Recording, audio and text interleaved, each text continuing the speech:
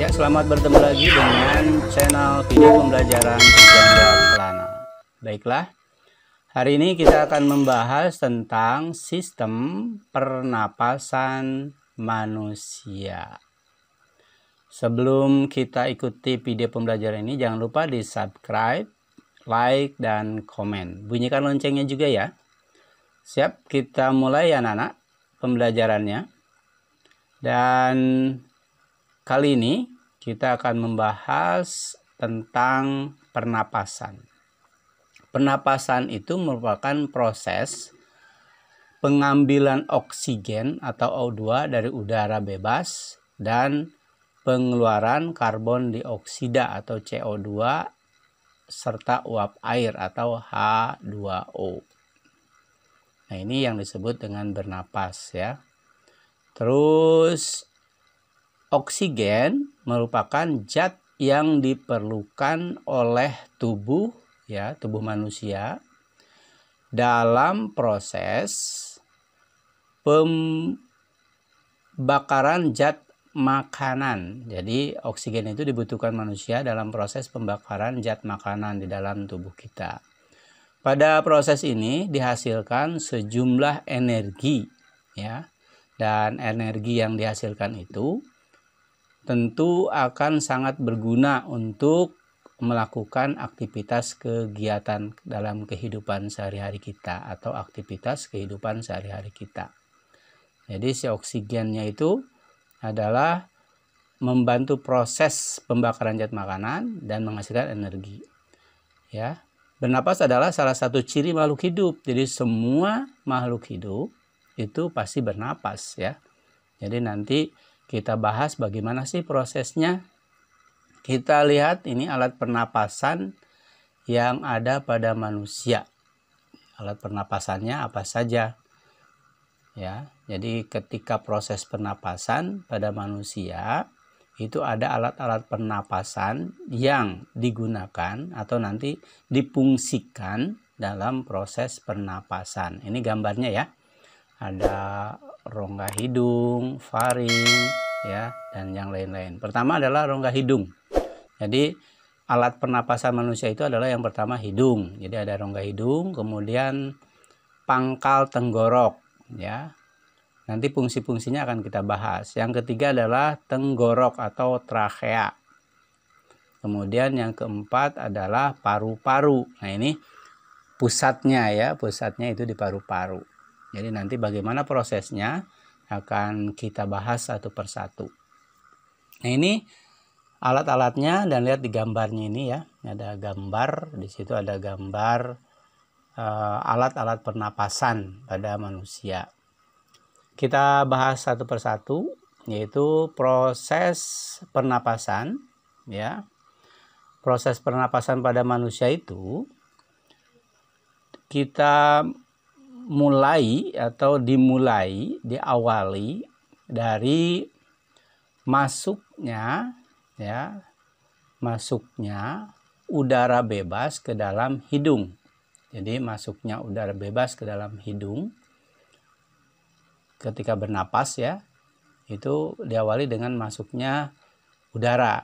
Kemudian di dalam hidung udara mengalami penyaringan ya, disaring dari debu dan kotoran ya. Jadi ada proses penyaringan di dalam hidung kita, dan penyaringan ini dilakukan oleh rambut hidung dan selaput lendir. Jadi bulu-bulu hidung atau rambut-rambut yang ada di hidung itu menyaring udara yang masuk agar tidak ada kotoran, kuman dan sebagainya. Nah, di sini tadi kan dari hidung ya, dari rongga hidung udara masuk ke tenggorok setelah disaring tadi ya, setelah disaring masuk ke tenggorok. Tenggorok atau trakea memiliki fungsi sebagai tempat lewatnya udara pernapasan. Jadi dia tempat lewatnya saja. Tenggorok bercabang dua, satu menuju paru-paru kanan dan yang satunya menuju paru-paru kiri. Jadi dia bercabang dua ya dari tenggorok itu. Cabang tenggorok ini ya, yang dua tadi disebut dengan bronkus. Jadi cabang tenggorok itu yang ke paru-paru kiri dan paru-paru kanan disebut bronkus ya. Nah, dari cabang-cabang yang ada ini, yang 2 tadi, di dalam paru-paru, si bronkus itu, yang tadi cabang 2 itu bercabang-cabang lagi, yang disebut dengan bronkiolus. Nah, ini lihat ya. Kita lihat ini dalam gambar. Nah, ini cabang 2 ini, kanan kiri, itu disebut dengan bronkus, ya. Jadi yang 2 itu, yang ke paru-paru kiri dan paru-paru kanan namanya bronkus. Nah, dari 2 cabang ini kan bercabang-cabang lagi seperti tangkai gitu ya. Nah, ini cabang-cabang ini disebut dengan bronkiolus. Jadi diingat ya, ada bronkus, ada bronkiolus. Nah, di ujung bronkiolus ini itu ada gelembung-gelembung udara.